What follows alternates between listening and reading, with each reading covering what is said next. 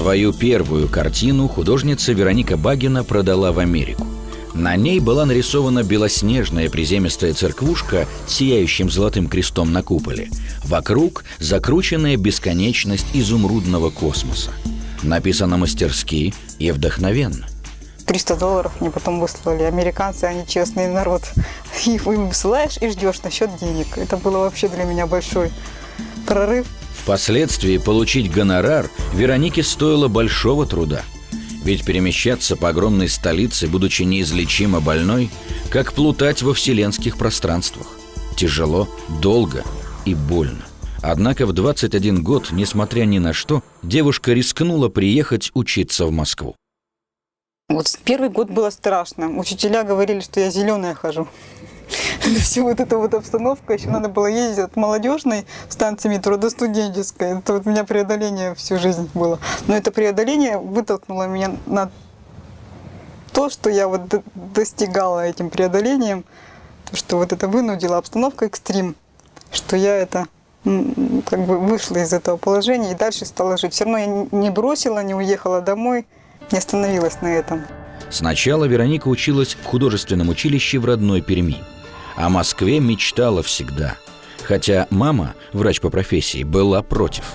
Она понимала все сложности, которые ожидают ее дочь-инвалида в большом городе. Вероника была непреклонна и уехала.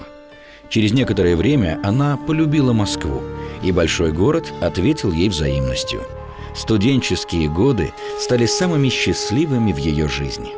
Первая любовь в институте случилась с музыкантом, вокалистом. Сейчас он живет другой семьей, но все равно это все воспоминания очень светлые об институтской жизни. Самая свободная такая творческая жизнь.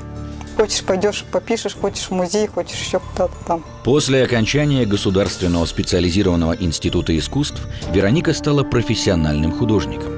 Как ни уговаривала мама, но в Пермь девушка не вернулась.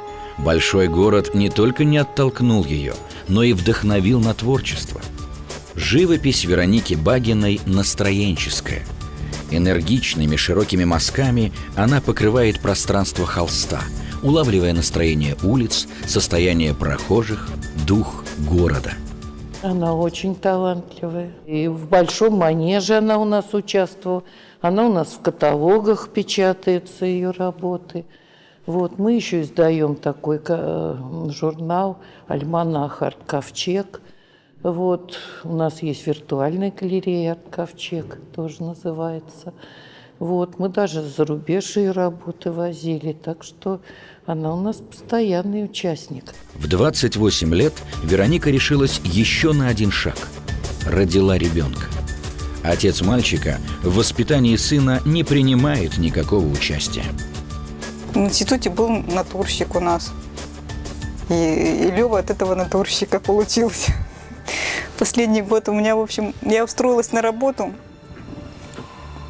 И меня выгнали с работы. 20 декабря в мой день рождения выгоняют. Я вся заплаканная. Ну, пойдем ко мне, отметим твой день рождения. Этот натурщик, 45 лет.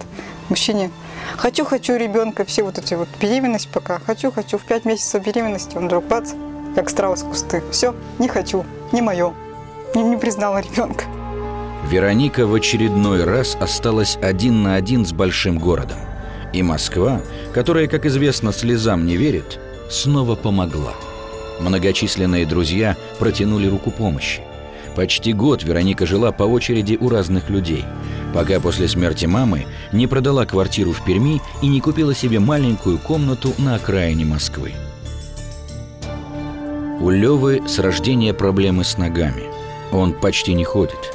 Но Вероника не сдается. Ее день расписан по минутам. Реабилитационный центр, хирург-ортопед, массаж. Недавно сыну сделали сложнейшую операцию. Все.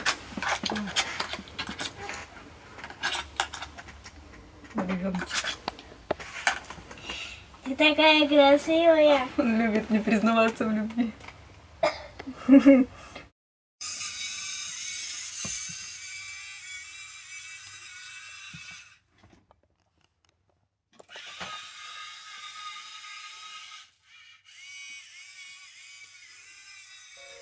Вот я не понимала всегда слова депрессия.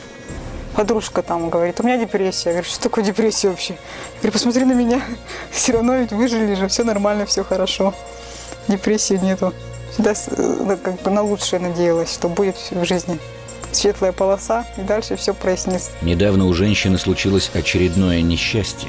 Практически отказала правая рука, но она научилась рисовать левой.